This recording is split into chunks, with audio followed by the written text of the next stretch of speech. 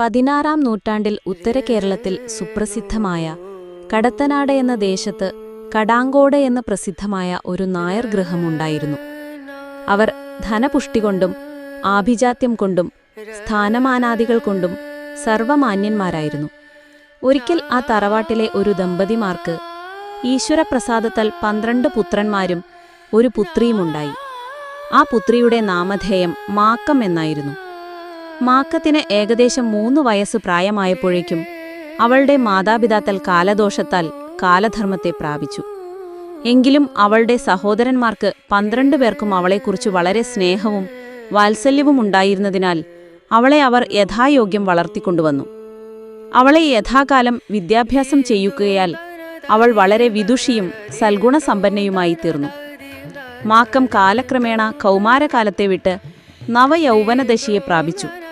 സർവാംഗസുന്ദരിയായിരുന്ന അവൾക്ക് യൗവനം കൂടി വന്നപ്പോഴേക്കും ആകൃതി കൊണ്ടും സ്വഭാവം കൊണ്ടും മാക്കത്തിന് തുല്യമായിട്ട് ഒരു കന്യക ത്രൈലോക്യത്തിലെങ്ങും തന്നെ ഇല്ലെന്ന സർവ്വജനങ്ങളും ഒരുപോലെ പറഞ്ഞു തുടങ്ങി. മാക്കത്തിന്റെ സൗന്ദര്യം, സൗശീല്യം, വൈദുഷ്യം, വൈദഗ്ധ്യം, ഈശ്വരഭക്തി, നിഷ്കാപട്യം മുതലായ സൽഗുണങ്ങളെക്കുറിച്ച് പുകഴ്ത്താത്തവരായി ലോകത്തിൽ ആരും തന്നെ ഇല്ലെന്നായി. ഇതിനിടയ്ക്ക് മാക്കത്തിന്റെ സഹോദരന്മാർ 12 പേരും സുന്ദരിമാരായ ഓരോ സ്ത്രീകളെ വിവാഹം കഴിച്ചു. അവരെ ആ തറവാട്ടിൽ തന്നെ കൊണ്ടുവന്ന് താമസിപ്പിച്ചു തുടങ്ങുകയും ചെയ്തു. ശേഷം എല്ലാ അർത്ഥത്തിലും മാക്കത്തിന് അനുരൂപനായ ഒരു പുരുഷശ്രേഷ്ഠനെ കൊണ്ട് മാക്കത്തിന്റെ വിവാഹം അവർ കേമമായി നടത്തി. ആ യുവാവ് ഇളംകൂറ്റിൽ തറവാട്ടിൽ നമ്പർ നമ്പ്യാർ എന്ന് പ്രസിദ്ധനായ പുരുഷകേസരിയായിരുന്നു. ഇദ്ദേഹത്തെപ്പോലെ സകല യോഗ്യതകളും തികഞ്ഞ ഒരു പുരുഷൻ അക്കാലത്ത് വടക്കേ മലയാളത്തിൽ ഉണ്ടായിരുന്നില്ല. ഈ പുരുഷരജ്ഞം അവളിൽ വന്നു ചേർന്നത് അവളുടെ ഭാഗ്യം കൊണ്ടും അവൾ ബാല്യം മുതൽ ഭക്തിപൂർവം സേവിച്ചുകൊണ്ടിരുന്ന ലോകമലയാർക്കാവിൽ ഭഗവതിയുടെ കാരുണ്യം കൊണ്ടുമായിരുന്നു. മാക്കം നല്ല പഠിപ്പും ശേഷിയും കാര്യവിവരവുമുള്ള കൂട്ടത്തിലായിരുന്നതിനാൽ അവളുടെ സഹോദരന്മാർ തറവാട്ടിലെ സകല വരവു ചെലവുകളുടെയും കണക്കുകൾ അവളെയും ബോധ്യപ്പെടുത്തി വന്നിരുന്നു. എന്നുമാത്രമല്ല, മാക്കത്തിന്റെ സമ്മതം കൂടാതെ അവർ ഒരു കാശുപോലും ചെലവ് ചെയ്യാറുമില്ലായിരുന്നു. അതിനാൽ ആ പുരുഷന്മാരുടെ ഭാര്യമാർക്ക് മാക്കത്തോട് വളരെയധികം അസൂയയും വൈരാഗ്യവും ഉണ്ടായിത്തീർന്നു. കടാങ്കോട്ട് തറവാട് വളരെ മുതലുള്ളതായിരുന്നതിനാൽ അവിടെ നിന്ന് ക്രമത്തിലധികമായ സമ്പാദ്യം ഉണ്ടാക്കാമെന്നായിരുന്നു ആ സ്ത്രീകളുടെ വിചാരം. മാക്കം നിമിത്തം അവരുടെ ആ അത്യാഗ്രഹം പൂർണ്ണമായി സാധിച്ചിരുന്നില്ല. എന്നാൽ അവർക്ക് യാതൊരു ബുദ്ധിമുട്ടും ഉണ്ടാകാതെ ഇരിക്കത്തക്കവണ്ണം വേണ്ടതൊക്കെ ധാരാളമായി കൊടുക്കുന്നതിന് മാക്കം അനുവദിക്കുകയും അവരുടെ ഭർത്താക്കന്മാർ അവർക്ക് കൊടുക്കുകയും ചെയ്തിരുന്നു.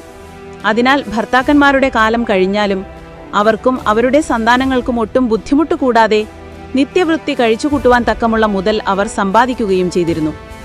എങ്കിലും ആ സ്ത്രീകൾക്ക് അതൊന്നുകൊണ്ടും തൃപ്തിയായില്ല. എന്നാൽ തങ്ങൾക്ക് ആഗ്രഹത്തിന് തക്കവണ്ണമുള്ള സമ്പാദ്യം ഉണ്ടാകാഞ്ഞിട്ടല്ല, അളവില്ലാതെയുള്ള ധനത്തിന്മേൽ മാക്കത്തിന് അവകാശവും അധികാരവും സിദ്ധിച്ചതുകൊണ്ടാണ് ആ സ്ത്രീകൾക്ക് സങ്കടമുണ്ടായത്. അതിനാൽ അവർ തങ്ങളുടെ ഭർത്താക്കന്മാർക്ക് മാക്കത്തോടെ ഏതുവിധവും വിരോധമുണ്ടാക്കി തീർക്കണമെന്ന് നിശ്ചയിച്ചുകൊണ്ട് ആ പുരുഷന്മാരുടെ അടുക്കൽ അടുത്തുകൂടി സദാ തലയണം മന്ത്രം ഉരുക്കഴിച്ചുകൊണ്ടിരുന്നു. എന്നാൽ മാക്കത്തിന്റെ 12ാമത്തെ സഹോദരനായ രാമൻ നമ്പ്യാരുടെ ഭാര്യയായ പുരാണി എന്ന സ്ത്രീ സുശീലയും മറ്റുള്ളവരെ പോലെ അത്യാഗ്രഹവും ദുഷ്ടതയും അസൂയയും ഇല്ലാത്ത ഒരു സാധു സ്ത്രീയായിരുന്നു. അവൾക്ക് മാക്കത്തെക്കുറിച്ച് അത്യധികം സ്നേഹവും വാത്സല്യവുമുള്ളവളുമായിരുന്നു. ആയതിനാൽ അവൾ മറ്റുള്ള തന്റെ ജ്യേഷ്ഠത്തിമാരെ പോലെ തലയണം മന്ത്രം ജപിക്കാനും മറ്റും കൂടിയില്ല. എങ്ങാനും അവൾ തലയണം മന്ത്രം ജപിക്കാനും പ്രയോഗിക്കാനും മറ്റും തുനിഞ്ഞാലും അതൊന്നും രാമൻ നമ്പ്യാരുടെ അടുക്കൽ ഫലിക്കുകയില്ല. കാരണം എന്തുകൊണ്ടെന്നാൽ രാമൻ നമ്പ്യാർക്ക് മാക്കത്തെക്കുറിച്ച് മൂത്ത സഹോദരന്മാർ 11 പേരെക്കാളും അധികം സ്നേഹവും വാത്സല്യവും വിശ്വാസവും ഉണ്ടായിരുന്നു. മാക്കത്തെക്കുറിച്ച് ആരെല്ലാം എന്തെല്ലാം ഏഷണി പറഞ്ഞാലും ആ മനുഷ്യൻ ഒരിക്കലും വിശ്വസിക്കുകയില്ലായിരുന്നു. എന്നാൽ പുരാണി ഏഷണി പറയാനും മറ്റും പോകാത്തത് അതുകൊണ്ടൊന്നുമല്ലായിരുന്നു. ആ സ്ത്രീക്ക് മാക്കത്തെക്കുറിച്ച് സീമാതീതമായ സ്നേഹമുണ്ടായിരുന്നതുകൊണ്ട് തന്നെയാണ്. പിന്നെ അവൾ പ്രത്യേകിച്ചും ഒരു നല്ല സ്ത്രീയുമായിരുന്നു. ജ്യേഷ്ഠത്തിമാർ 11 പേരും സദാ മാക്കത്തെ ദുഷിക്കുകയും പരിഹസിക്കുകയും ചെയ്യുന്നത് പുരാണി കേൾക്കുമ്പോഴൊക്കെ ജ്യേഷ്ഠത്തിമാരോട് എതിർത്തു പറഞ്ഞുകൊണ്ടുമിരുന്നു. അതിനാൽ അവർക്ക് 11 പേർക്കും ക്രമേണ പുരാണിയെക്കുറിച്ചും ഒട്ടും രസമില്ലാതെയായി തീർന്നു. ഇതെല്ലാം അറിഞ്ഞുകൊണ്ടിരുന്നിട്ടും മാക്കമ്മ നാത്തുന്മാർക്ക് വിരോധമായിട്ടൊന്നും പറയുകയും പ്രവർത്തിക്കുകയും ചെയ്തിരുന്നില്ല. സൽഗുണവതിയായ മാക്കം അധികം താമസിയാതെ തന്നെ ഗർഭം ധരിക്കുകയും യഥാകാലം പ്രസവിച്ച് ഒരു ആൺകുട്ടിയും ഉണ്ടാവുകയും ചെയ്തു. അപ്പോൾ നാത്തുന്മാർക്ക് 11 പേർക്കും അവളോടുള്ള അസൂയയും വൈരവും പൂർവാധികം വർദ്ധിച്ചു. എങ്കിലും സഹോദരന്മാർക്കും ഭർത്താവിനും പുരാണിക്കും മാക്കത്തെക്കുറിച്ചുള്ള സ്നേഹവും സന്തോഷവുമാണ് അപ്പോൾ വർദ്ധിച്ചത്. അതിനാൽ നാത്തന്മാർ അവരുടെ തലയണം മന്ത്രം അക്ഷരകേക്ഷം വീതം ജപിച്ചിട്ടും യാതൊരു ഫലസിദ്ധിയും ഉണ്ടായിരുന്നില്ല. പ്രകൃതിയെ നിർദോഷന്മാരായ ആ പുരുഷന്മാർ തങ്ങളുടെ അനന്തരവിനെ യഥാകാലം ചാത്തു എന്ന് പേരിടുകയും അന്നപ്രാശനമരീന്തരം സഘോഷം കെങ്കേമമായി നടത്തുകയും ആ കുട്ടിയെ യഥായോഗ്യം വളർത്തിപ്പോരുകയും ചെയ്തു. മാക്കം രണ്ടാമതും ഗർഭം ധരിക്കുകയും യഥാകാലം ഒരു പെൺകുട്ടിയെ പ്രസവിക്കുകയും ചെയ്തപ്പോൾ നാത്തന്മാരുടെ അസൂയ അതിൻ്റെ ഏറ്റവും മൂർധ്യാവസ്ഥയിലെത്തി. മാക്കത്തിന്റെ സഹോദരന്മാരുടെ സന്തോഷം അങ്ങനെ തന്നെ.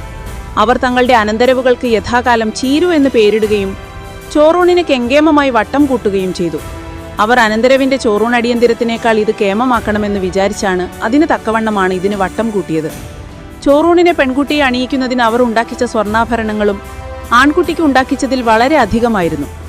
ചോറൂൺ അടിയന്തിരത്തിന് ക്ഷണിക്കപ്പെട്ടവരായിട്ടും അങ്ങനെയല്ലാതെയും അസംഖ്യം ആളുകൾ ആ വീട്ടിൽ വന്നുകൂടുകയും മുഹൂർത്ത സമയത്ത് ചോറ് കൊടുക്കുക എന്നുള്ള ക്രിയ യഥായോഗ്യം നടത്തുകയും ചെയ്തു. പിന്നെ സദ്യയ്ക്ക് ഇലവയ്ക്കാനുള്ള ആരംഭമായി.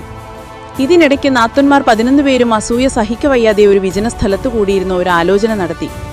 ഒന്നാമത്തേവൾ, ഇതെല്ലാം കണ്ടും കേട്ടും അറിഞ്ഞും വ്യസനിച്ചുകൊണ്ട് ഇവിടെ ഇരിക്കുന്നതിനേക്കാൾ നല്ലത് നമുക്ക് വല്ല സ്ഥലത്തും പോയി മരിക്കുക തന്നെയാണ്. രണ്ടാമത്തേവൾ, നമ്മൾ എന്തിനാണ് മരിക്കുന്നത്? നമുക്ക് ഈ സങ്കടമൊക്കെ ഉണ്ടാക്കി തീർക്കുന്നത് മാക്കമരുതിയാണ്. അതിനാൽ ഏതു വിധവും അവളെ കൊല്ലാൻ നോക്കുകയാണ് വേണ്ടത്. അവളുടെ കഥ കഴിഞ്ഞാൽ പിന്നെ സകല കാര്യങ്ങളും നമ്മൾ വിചാരിക്കുന്നത് പോലെ ഇവിടെ നടക്കും. പിന്നെ നമുക്ക് ഒരിക്കലും ഒന്നുകൊണ്ടും വ്യസനിക്കേണ്ടതായി വരികയില്ല. മൂന്നാമത്തേവൾ, അതൊക്കെ ശരി തന്നെ, പക്ഷെ അവളെ കൊല്ലാൻ കൗശലമില്ലല്ലോ. നാലാമത്തേവൾ, കൗശലമില്ലായികയൊന്നുമല്ല, എനിക്കൊരു നല്ല കൗശലം തോന്നുന്നുണ്ട്, അത് ചെയ്താൽ മതി. അഞ്ചാമത്തേവൾ, എന്നാൽ അതെന്താണെന്ന് കൂടി പറയൂ, കേൾക്കട്ടെ.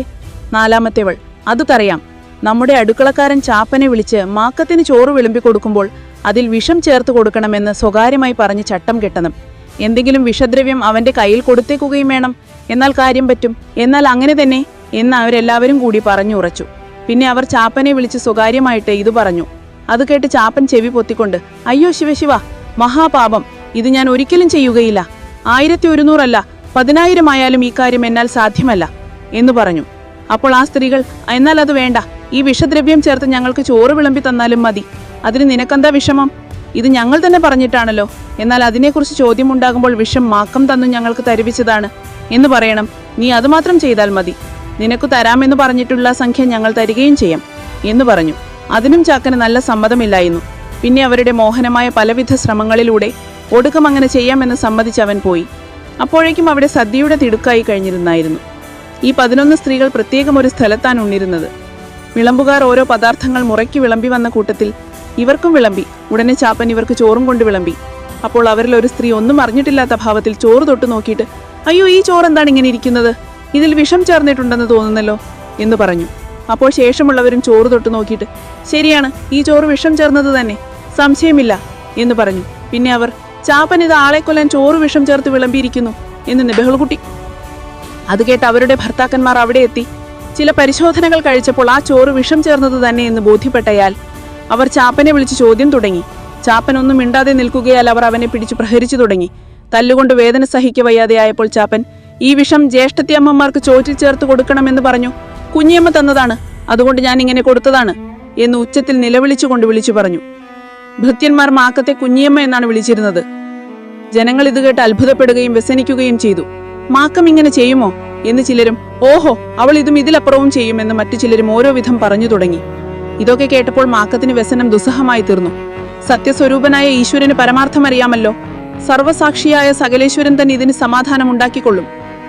വീഡിയോ ഇഷ്ടമായാൽ ചാനൽ ലൈക്കും ഷെയറും ചെയ്ത് സപ്പോർട്ട് ചെയ്യുക. കൂടാതെ ചാനൽ ഇതുവരെ സബ്സ്ക്രൈബ് ചെയ്തിട്ടില്ലാത്തവർ സബ്സ്ക്രൈബ് ചെയ്യാനും മറക്കരുത്. എന്നും നിങ്ങളുടെ സ്വന്തം ഭഗവതി.